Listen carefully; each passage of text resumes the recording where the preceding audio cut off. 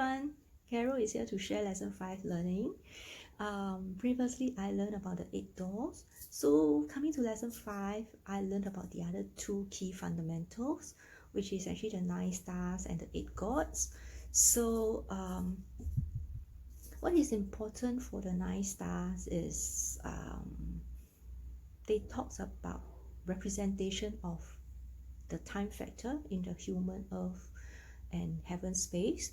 So we talk about finding the right timing to do what we want to do in the right space when we do Qi Men Dun Jia. So stars are the one that will tell you whether it's the right time to proceed with what you want to do.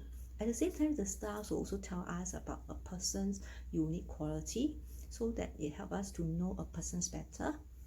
So in total, after learning the stars and the gods, they all in all make up 25 symbols that will give us a better understanding of the overall energy when we are doing Qimen chart reading.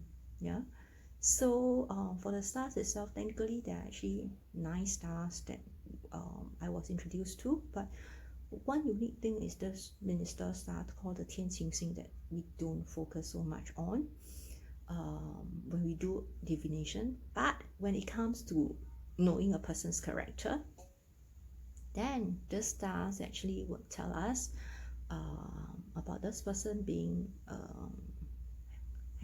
a strong leader, very capable person. Yeah. So everything got the good and bad coming to the stars and the gods as well. So the good stars are the advisor, the doctor, the diplomat. On the other extremes, when we talk about the bad stars, are the impulse star, problem star, the destroyer, and the bandit star. So it is very intuitive because by looking at how they are being named, it will give you the direct answers about whether they are the good stars and bad stars. But one thing that you can't tell is this fearless, which is the Tianqing Xing, which is neither the good nor bad. It has to look in relevance to the gods and also the doors within the palace itself.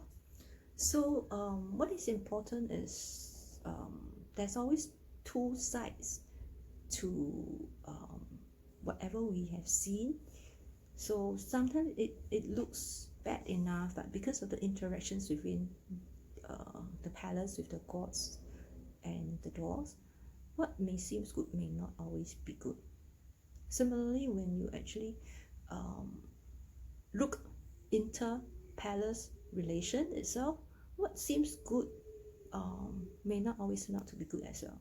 So it is always important to look at interpretations in a contextual manner, look at what questions are being asked. At the same time, also have to actually look at the interrelational interactions between the palaces. Yeah.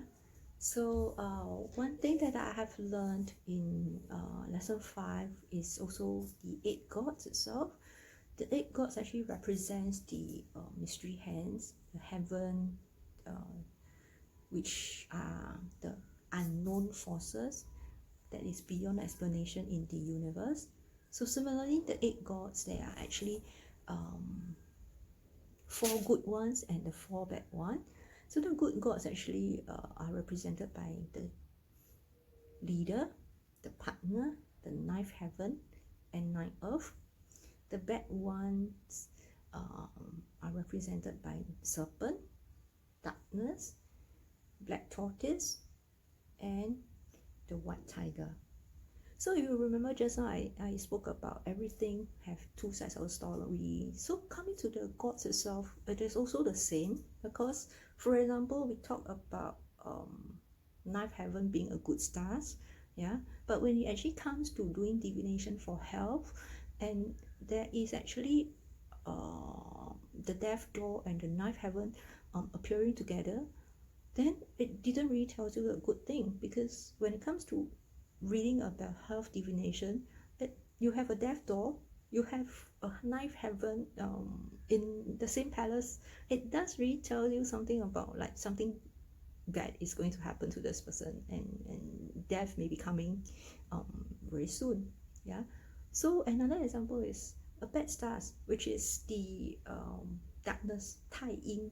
You see, it on surface it looks like it's a bad star, but considering you know, the interactions with the doors, it's, and also considering the interactions with the stars itself, Tai Yin, it can also represent that you have some noble man that is helping you in the dark.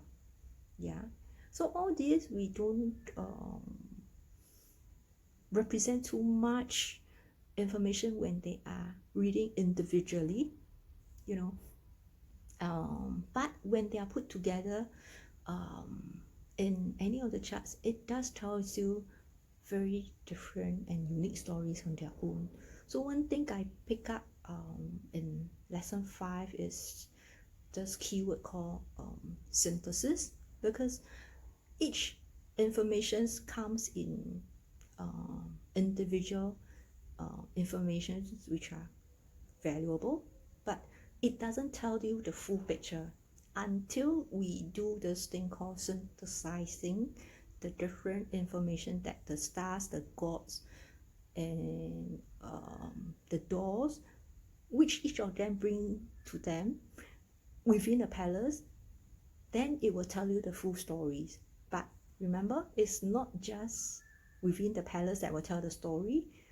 What makes the stories holistic and complete is actually, don't forget the interactions between palace to palace.